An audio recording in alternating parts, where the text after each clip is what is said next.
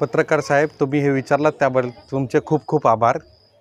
आपण आत्तापर्यंत जवळपास 10 गावामध्ये अशा प्रकारचे कार्यक्रम घेतलेले आहेत आणि प्रत्येक गावामधनं ह्याच्यापेक्षा जास्त आणि ह्याच्यापेक्षा जास्त म्हणण्यापेक्षा जेवढी गावची लोकसंख्या आहे ती पूर्ण आपल्या पाठीशी आज राहायला तयार आहे।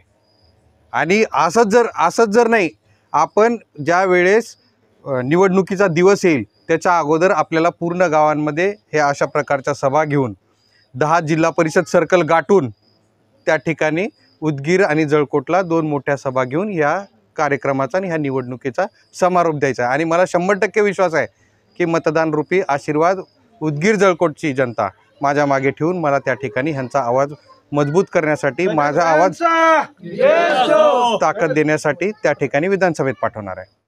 आता बघा, मुख्य अजेंडा म्हणजे आपण इतके दिवस झाला आपण इथे आहोत, इथे पीक विमा कोणाला भेटलाय का? नाही। आणि त्याच गोष्टी चालू आहेत। आपण वारंवार वर्षानुवर्ष, आज भारत स्वतंत्र होऊन 80 वर्ष झालंय, आपण तेच मागतो, तेच शिक्षण, तेच आरोग्य। मग हे कुठेतरी थांबलं पाहिजे। आज बघा, आज आपण कुठं आहोत? आज माजी आमदार सुधाकर भालेरावांच्या गावामध्येच आहोत आपण, बरोबर आहे ना? जर इथली जनता आपल्या मागे आहे तर मग ह्याचं उत्तर मी सांगण्याची गरज नाही, ही जनताच उत्तर देणार आहे त्यांना, या सगळ्यांना।